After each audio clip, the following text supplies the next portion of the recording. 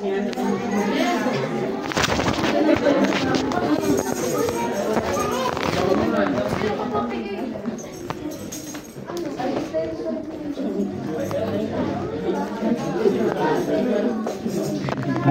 praise Yahweh. Palakpakan po natin yung Grace Mover.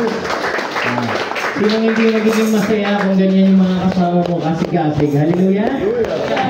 Alam niyo mga kapatid, kapag ako napapagod, tapos nakikita ko sila, nawawala talaga yung pagod ko. Pagka nagpo-practice sila dito, yung pagod ko nagiging inis na talaga. Joke lang po. Masipag po silang mag-practice kasi sila yung na-assign na sumayaw para kayo mangyayari nagtatamburin, gumagawa sila ng dance step. Mga kapatid, hindi ko po yung tinuturuan kasi hindi naman po ako magaling sumayaw eh. Kung ano po yung turo ko sila lang moves, hindi magustuhan niya mangyayari. Sabi ko, kayo nang bahala. Alam niyo mga kapatid, sila lang gumagawa niyan. Kaya yung effort nila, araw-araw nagpo-practice yan sila. Hindi ko nga lang alam kung saan. Minsan sa tabing daan lang kasi dun yung malapit yung open na pagpo-practice. Doon sila nagpo-practice. Tapos naghahandog sila. Friday, pe-present nila. Tapos Sabado, ihandog nila kay Amang Yahweh. Ganun sila kasi pag malikod kay Amang Yahweh. Hallelujah! Mga kapatid, nais ko pa tayong pagbigyan yung iba. Ngunit sadyang konti na lang yung oras natin. Kaya naman, ilaan na natin yun sa huling magbibigay ng mensahe. Tayo'y bubusugin ngayong hapon na ito bago matapos ang araw na ito. Tinatawagan ko po ang ating butihing kapatid, si Prof. Elmar. Hallelujah!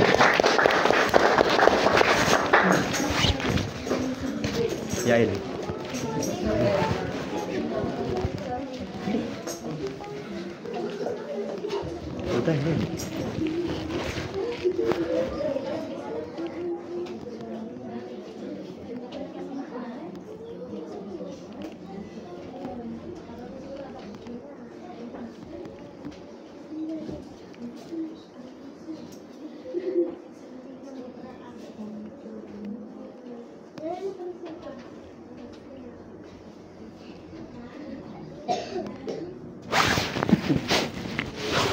Ano?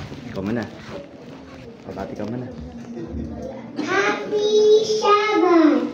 Shabbat Shalom! Shabbat Shalom! Happy Shabbat! Nagpapasalamat ako kami Yahweh sa kabutihan niya sa amin sa araw-araw.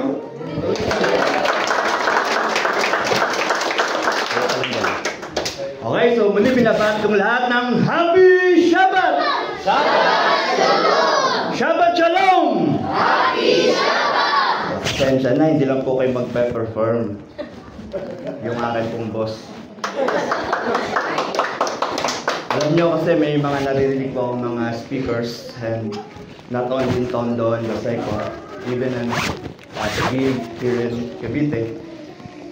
Hindi lang kasi ako close-minded, kaya siguro ako maraming na-absorb. And to be open and always listening in every little things or to every speakers. Alam nyo, for me, para sa akin, it's a blessings that I know how to listen. And if you too na handang makinig, I believe na sabi nga ng mga great speakers, ang dami ko pong hinahangang speakers. Actually, kaya ako nung natutong magsalita kasi maswerte ako dahil napilitan akong makinig. At nang mapilitan akong makinig, doon ko na-realize na kailangan ko palang makinig. At nang ako'y nakinig, doon ako natuto at natututo pa. Dahil kasi nga, kung ikaw ay isang bukas na aklat o bukas na lalagyan, maraming papasok at tiyak mapupuno ka ng laman. Purihin sa Amang Yahweh! Kasi yung anak ko ay nag-prepare din ito ng sasabihin. Pagpasensya niya na kasi hindi kami talaga kasing galing ng mga ating mga leaders, yung ating mga founders ng ating mga churches. And we are grateful and thankful because we have the leaders that guiding us to the true path. Sa tamang landas, sa tamang daan, because of them, we are sure na hindi po tayo maliligaw because we are listening. Palakpan natin ang malakas sa Abayawe. At napalad ako dahil nagkaroon din ako ng isang ama na napakabuti. Salamat sa kay Abayawe dahil yung aking ama ay napakahigpit at napaka-stricto. Salamat dahil ganun siya, dahil kung hindi siya ganun, baka wala ako dito. At baka matagal na rin ako hindi kabilang sa pananampalatayang Hebrew or Israel. So our faith is not from Philippines, nor in America. Ang ating pananampalataya ay mula sa bansang Israel. Doon ipinanganak ang lahat ng propeta, ang ating naging tagapagligtas na napako sa krus o sa kahoy o sa tulos. Doon din ipinanganak ang 12 disipulo at ang lahat ng mga naging alagad. Kaya umabot sa Pilipinas ang kanilang pangaral at isa tayo sa nakilakip sa pananampalatayang Hudyo o Israel. Muli, palakpakan natin ang ating maraming salamat. At ayon, since my son, my youngest son, for this moment, ang aking kasama, wala yung panganay ko, tuturo tayo na. Harap sa kanila. May sapat tayong mic. Turuan mo sila, ha? Okay, kakanta rin po ito. Kasi silang dalawang magkuya, nagpapaligsahan to eh. Anak, hawak.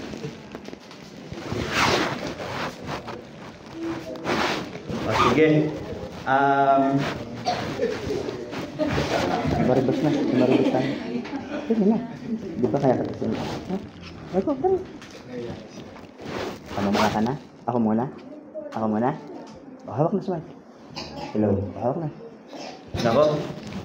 Yun talaga pag bata pa, pag inabot ng hiya. Ako na rin yung nahihiya. At alam nyo ba, mapalad po tayong lahat na naririto gaya ng sinabi ng isa nating leader na tayo'y naririto ngayon.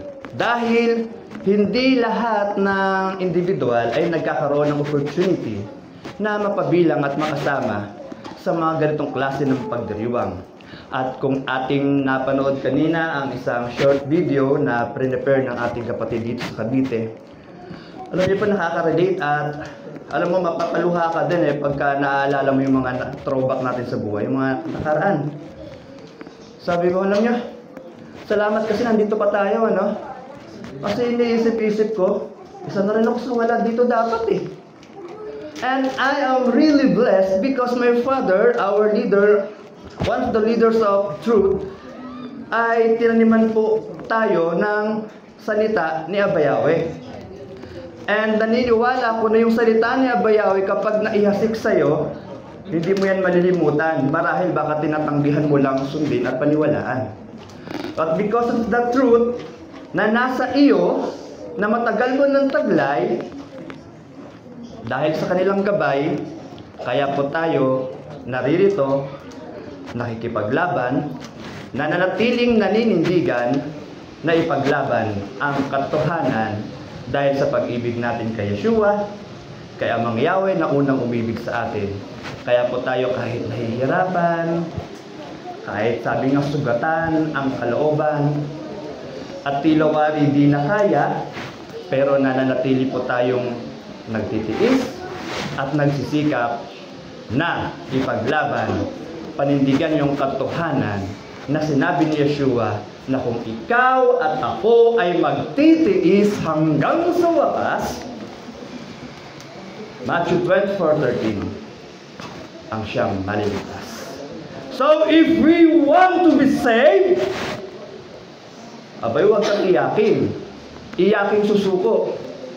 Pwede kang umiyak, pero huwag kang bibitaw.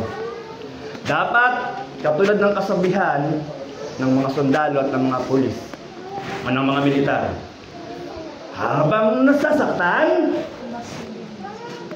lalong tumatapang.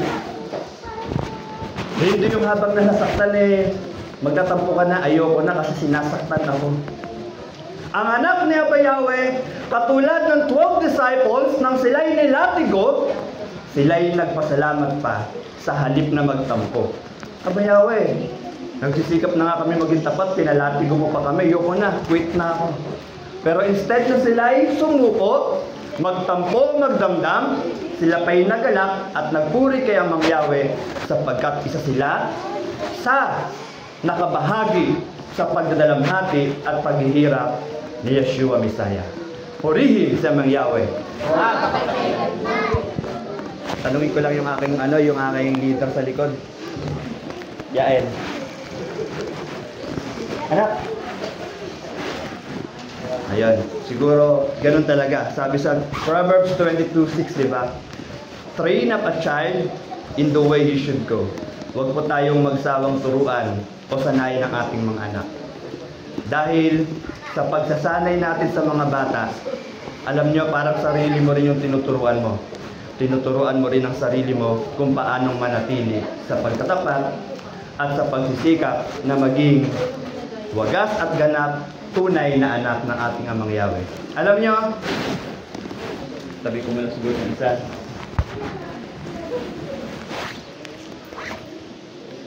Meron akong maiksing paksa. Kung magbabago lang yung isip ng nasa likod ko, maganda sana kung magsasalita rin siya. Ready ka na? Hindi para siya ready. Alam nyo, yung ating buhay at pananampalataya, ikaw na nakaupo dyan, may isang sikreto para ikaw ay manatiling matibay at matatag sa pananampalataya. Hindi ka lang mananatili, kundi lalo ka pang magiging mahusay, matatag at malakas, magaling sa pananampalataya kapag alam mo ito at isinasa kabuhayan. Alam niyo kung ano yon? Nang mabasa ko yung salitang ito, narinig ko sa isang ating mga leaders sa mga ngaral 3:15. Pwede po nating open sa screen, mga ngaral 3:15. Alam nyo, ito ang tunay na buhay sa buhay ng mga may pananampalataya, maging sa walang pananampalataya. At kapag alam mo ito, parang ito yung nakita ko na isa sa mga susi na dapat meron at alam ng tao. Na dapat nauunawaan natin na ito pala ang tunay na buhay. Ano man ang makikita mo at maririnig mo, mararanasan mo, take note, hindi lang po ito ngayon nangyari. Bakit ko yun nasabi at bakit natin ito kailangan malaman at marinig? Sabi sa mga ngaral 3:15, alam nyo, maganda mabasa nyo rin. Kung mayroon kayong mga Bible sa inyong phone, pwede nyo pong i-open. Parang nakakatuwa o parang ang weird kapag binasa mo yung sinasabi sa mga ngaral 3:15 na ang lahat ng bagay dito sa mundo hindi lang siya ngayon nangyari. At ang nangyari ngayon, ito daw ay paulit-ulit lamang. Mangyayari at mangyayari ang lahat ng nangyayari ngayon. Anong sabi sa mga ngaral 3:15? Meron bang naka-open dyan? Pakisuyo, basahin natin. Alam nyo, maraming mga nagbabasa ng Biblia, maraming mga may pananampalataya, marami ang mga nag-aaral ng banal na kasulatan. Isa ito sa hindi nakikita at nauunawaan. Bakit kaya nasabi yun? Anong sabi sa 3:15? Ang nangyari sa nagdaan ay nangyari na. At ang mangyayari pa ay nangyari na rin. At hinahanap uli ng Elohim ang nakaraan na. Lahat ng nangyayari ngayon ay nangyari na. At mangyayari pa. At babalik si Abba Yahweh sa nakaraan, hahanapin niya uli. Bakit kaya ganon? Ang buhay po natin ay laging nire-review ni Amang Yahweh. Laging tinitingnan ni Amang Yahweh. Kung ikaw, kung ano ang meron ka ngayon, kung anong ginagawa natin ngayon, ang lahat po ng yan, hindi lang po ikaw ang nakagawa niyan. Marami na po nakagawa niyan ng mga taong nauna sa atin dito sa mundo. Ano sinasabi kong susi? Paulit-ulit lang ang sinasabi ng mga Ngaral 3:15. Kung ano ang mga nangyayari, paulit-ulit lamang. Ang nakita ko pong susi, para ikaw ay manatiling matibay, matatag, malakas, at maging magaling sa pananampalataya, ito po yung susi. Ulit-ulitin mong gawin ang mabuti at ang kalooban ni Abba Yahweh. Purihin sa Amang Yahweh! Magpakailanman. Kaya po tayo every Shabbat uma-attend sa paglilipon na sinabi ni Abba Yahweh sa Ezekiel chapter 20, ang kanyang mga Shabbat ay ibinigay niya upang maging tanda. Parang sa relasyon ng isang tao. May palatandaan tayo sa isa't isa. May palatandaan kayo sa isa't isa. Si Abba Yahweh nagbigay ng palatandaan sa atin. Kung ikaw ay kanyang anak, malalaman niya yon at malalaman din natin yon kung ikaw ay anak ni Abba Yahweh sa pamamagitan ng palatandaan. Anong palatandaan ito? Ito ang Shabbat. Kaya po tayo lagi nagsasyabat. Paulit-ulit natin itong ginagawa.